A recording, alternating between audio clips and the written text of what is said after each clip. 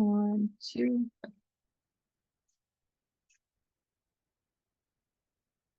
Hi, everyone. Thank you for joining. Today is August 6th, and we are at our weekly Frontends call. Today is the first meeting of the month, so we have on the agenda, we're prioritizing accessibility topics. So I see the agenda is currently being filled out. So we'll give it another minute or so for items to populate. Otherwise, I think we can maybe pull in some recent accessibility like issues and PRs and take a look at them if people are interested. And we can do that off the record maybe.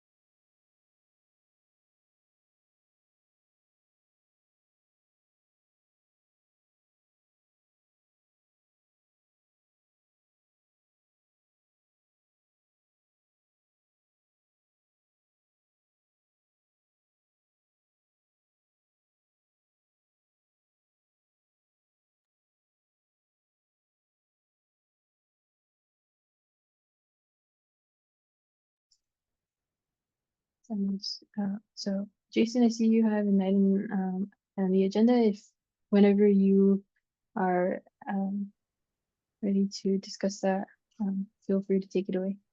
Yeah.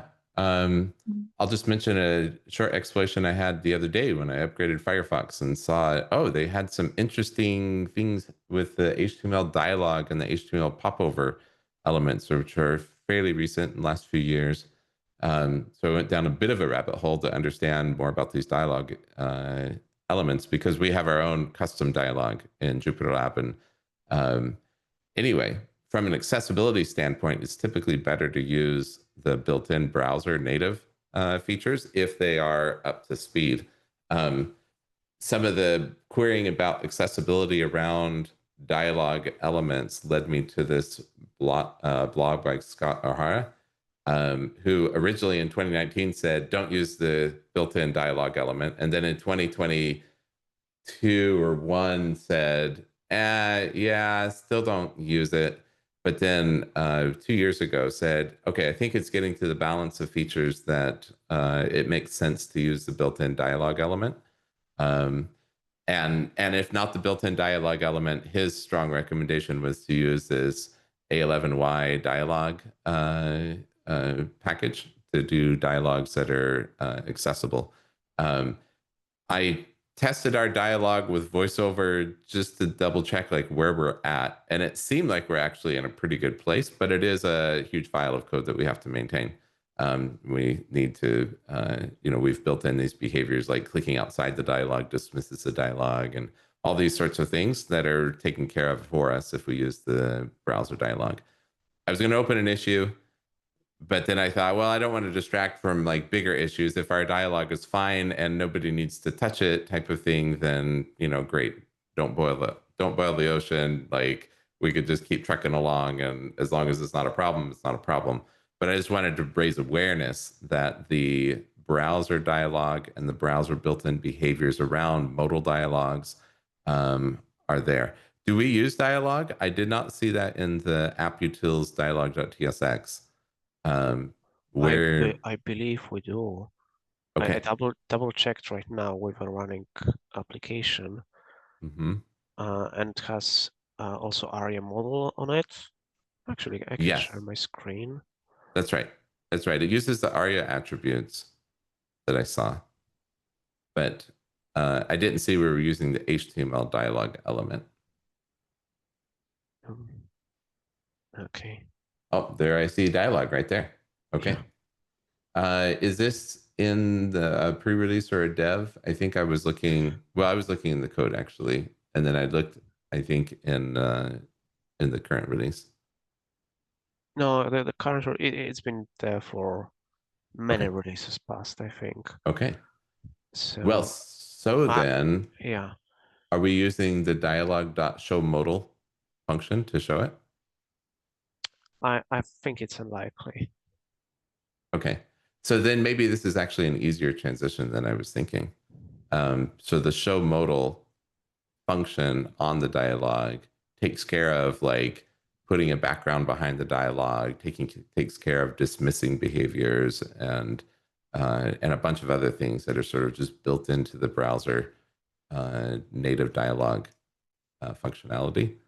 So yeah, maybe this is easier than I thought. Maybe it's not as much of a disruption. And we keep the dialogue class as is, but just transition it to use the dialogue element and take out some of our custom homegrown code for these sorts of things. Anyway, just raising awareness. That's as far down the rabbit hole that I went. So maybe what I'll do is open an issue now. Somewhere I missed that we were actually using the HTML dialogue element, just to say maybe we can convert some of our custom behaviors that we've implemented using events and keyboard handling and things like that. We can just take out and rely on the browser native handling of these sorts of things. Like, for example, dismissing a dialogue or putting up a faded, inert background behind the dialogue, that type of thing.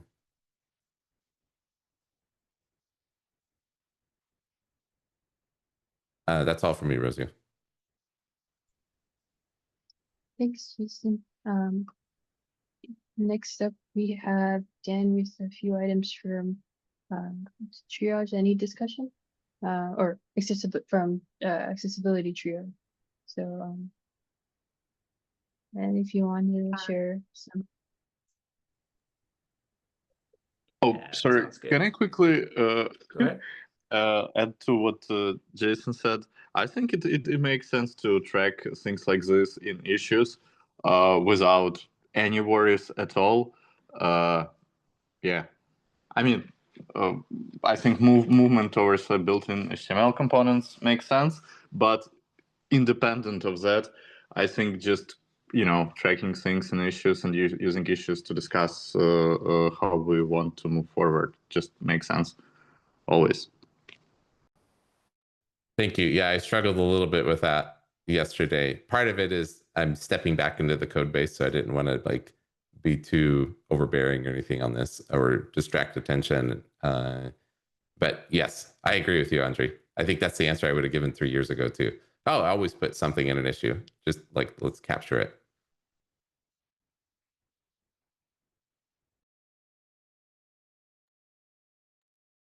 Thanks, Andre, for sharing, and then also Jason again. Dan, I'll give you the. Yeah, so I just grabbed a couple items that had accessibility tabs I thought we could talk about. Mike opened an issue. Thanks, Mike, for doing that. About the status bar items in the right group is swapped. So I think, yeah, there was missing area roles that got fixed. Tab to the kernel item in the status bar, press tab, and the focus goes to the bell icon, and then press tab again, and goes the lines and columns. So it's out of order. And then it looked like there was also a PR maybe we could look at with this as well. That tried to swap this back. Is that what this is? Yes, unfortunately, this pull request seems to introduce a regression in that if you scroll a little down, some of the at the right there, when you see the terminal on the top screenshot and the bottom screenshot, it's just 3 dots. But maybe I was wrong interpreting that as a regression. Maybe this is just a problem with the snapshots updates, like the snapshot maybe was taken a bit too early. So yeah, let me actually rerun that. Maybe this pull request is good. But it also kind of happened at the time when we had some issues with CI. So maybe this pull request should be actually reviewed again and I think Great. we can take a look at the code and see on the call if we have time. Yeah, and this is just kind of the purpose of this to get some more eyes on some of these fixes that would improve accessibility. I guess, does anyone have any feedback about the issue or the PR?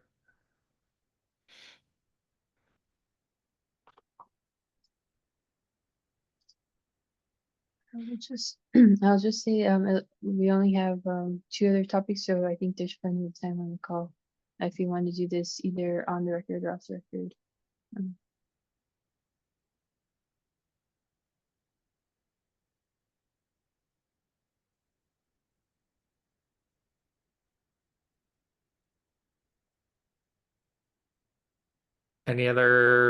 Anything else we want to discuss about this one? Otherwise, we could probably move on as well.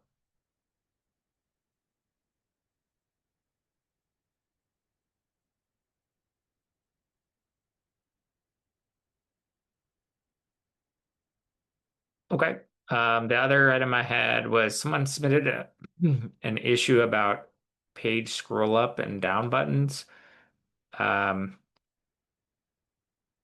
Because they were saying, hey, it's hard to drag the scroll bar, I guess, with the mouse. One suggestion was we could add this as an extension if people prefer to have like buttons to click at the top that scroll down or scroll all the way down.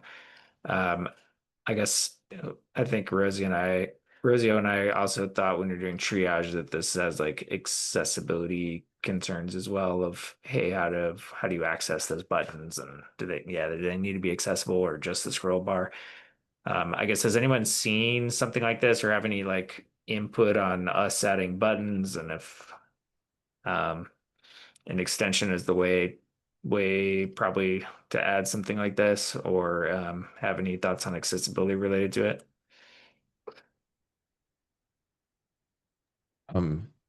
Is this about page up and page down, or is this like go to the end of the notebook if they're winning?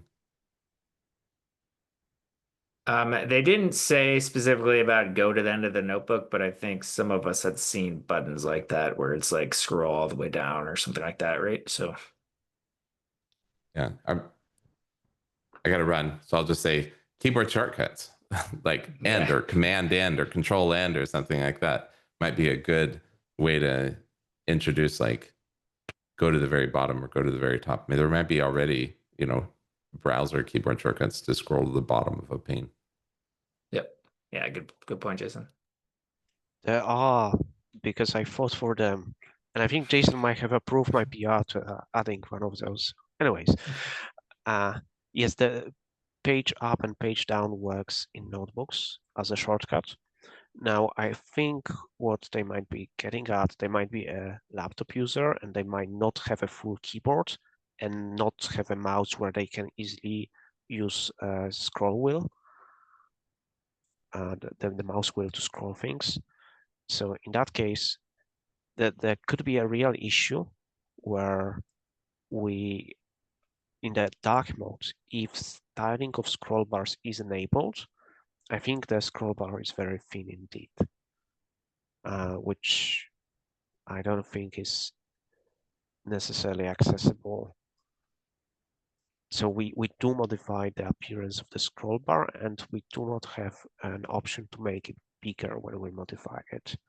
And we are using like the legacy CSS because now there is like a special CSS model 1, which allows to customize the appearance of the scroll bar across the browsers with all the browsers supporting it. But previously there were like vendor prefixes, and those vendor prefixes were different for each browser, and each browser allowed to customize different things. So I think, yes, we have this option called theme scroll bars. And I don't know, is it what they were using? Potentially, but it is like, yeah, hard to tell. If we wanted to always modify the appearance of the scroll bars, then we could modify the width and we could have an option, like how wide the scroll bar should be. Because the question is, do other IDEs offer such an option?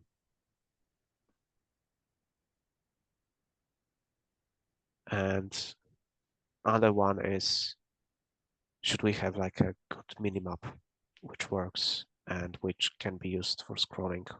Because we already have a minimap, and maybe that's another solution.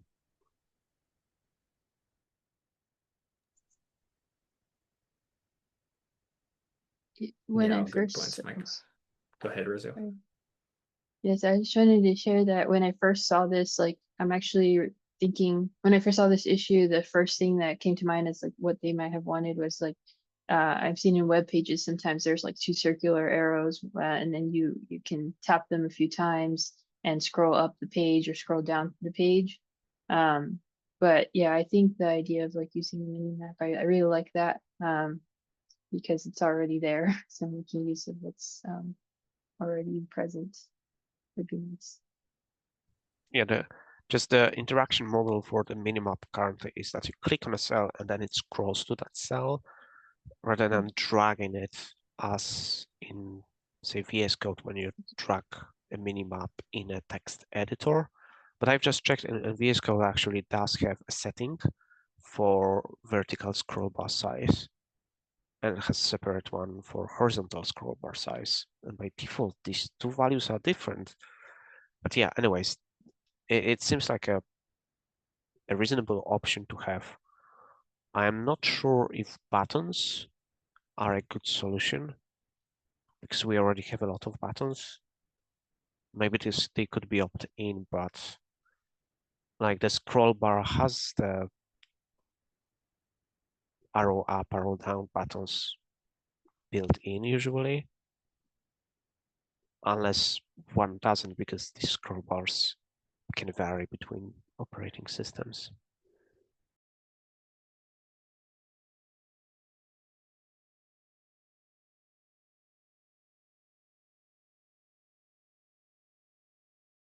What if we propose that adding like a minimum scroll bar width setting as a solution? I guess, what does everyone think about that? I think it's good to open an issue in JupyterLab and link it from there. And the other issue is like we know about the minimap feature, but many users might not know about it because it's not very well documented. So potentially improving the documentation of minimap could also help some users. Yeah, it's a good idea as well. And personally, if I had a vote on this issue, I would ultimately tag the idea of page scroll up and down as an extension idea, because this is a cool thing to have in an extension. And maybe we just should have an entry point which allows to add buttons which do exactly that. If someone needs to have these page scroll up, down buttons, maybe that should be an extension. Yeah, I agree. That'd be a perfect use case for someone adding an extension because they have a preference for adding buttons or something. But I think that minimum scroll bar size is a good idea.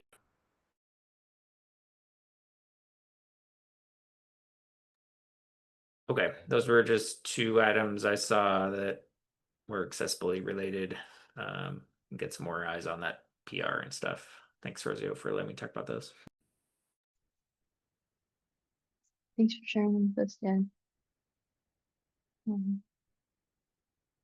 So there are like no additional items in the agenda. I did add something for the other section. I can mention it now if there's no more accessibility topics.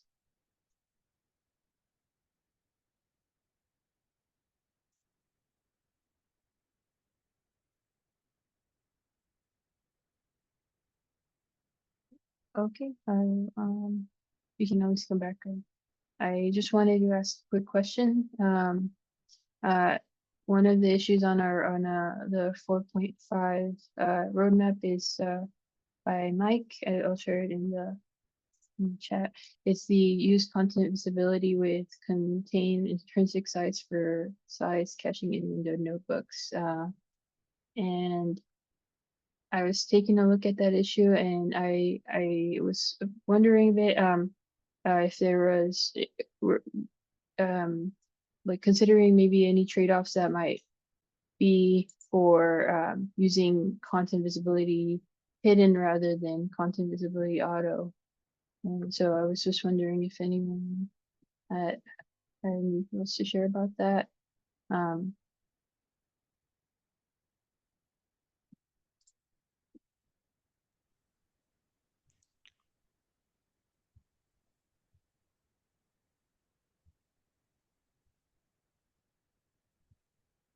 So content visibility, hidden and auto. Is it that one of them keeps the content rendered?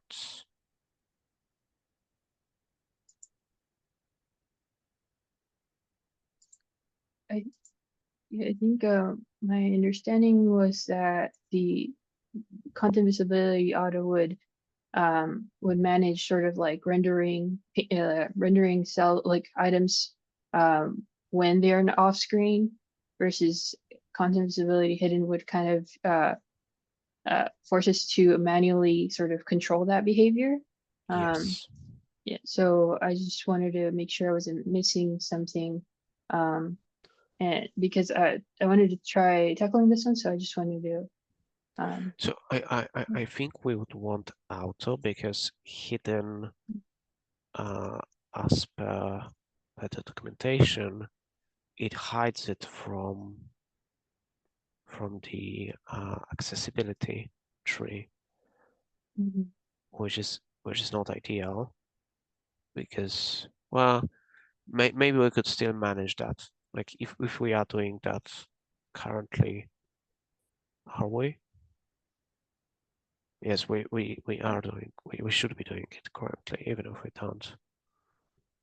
But I think the entire appeal of the content visibility idea is that we are offloading the decision as whether to paint the element to the browser and don't have to worry about it this much. Now, I think there might be some issues which we did not think about related to enabling layout containment on individual cells, which is that any content which protrudes beyond the cell boundary would be cut off. And this is like a pretty serious limitation of this idea, which I only realized recently. But I still think, yeah, this is potentially worth pursuing. And did I back then say that we should use hidden rather than auto? I might have. It wasn't really like I think it was just a snippet there that mentioned specifically content visibility hidden. So I just wanted to make sure I was clear on my understanding. I think it's like the second paragraph. Yes. Yeah. No, I think because auto effectively toggles the hidden when appropriate. So I think this is yeah. I think what we would prefer is to use auto, and only if that doesn't provide sufficient benefits, then we should explore explicitly toggling hidden versus visible. Is it called visible? Yeah. But yeah, this requires some exploration. Yeah. Yeah, I'm taking a look at it. Just started playing around with adding a different mode yesterday. So I'll probably update this issue with any of my findings or thoughts and what I'm working on. Thanks, Mike. Thank you very much for tackling this. It's highly appreciated. It seems like this is where the high performance web rendering is going towards, and that this is the right solution. But we kind of just don't know like what other edge cases we'll encounter when trying to use that. So I feel like introducing that into 4.5, even if it doesn't work perfectly, as an option just to allow users to test it out, would be already a very valuable step forward. Thanks for looking into this. I was going to ask you, Rosio, if you were planning to put more time into this, because I was catching up. I was away for the past few weeks, but it looks like someone in the team, Constac, was able to also have a look, but it was not clear if we would be able to get some funding to, move this forward. So I asked this person to open a PR, but I'm not sure if she did already. Okay. But in any case, I think if there are more people looking into this, that would be just the best, because we wouldn't be in this situation anymore where the virtual scrolling implementation is too complicated that no one knows about it. And yeah, this content visibility approach looks like still looks like the most promising moving forward. Yeah, I will try to ask again, like if there could be some maybe a comment on the issue as well, if someone else managed to look into it. But yeah, feel free to also have a look. That would be super great. Yeah.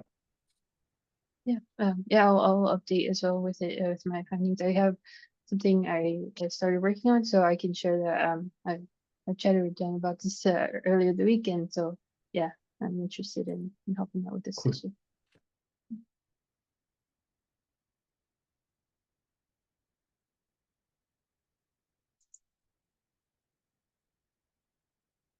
Thanks, thanks everyone. That was it for my item.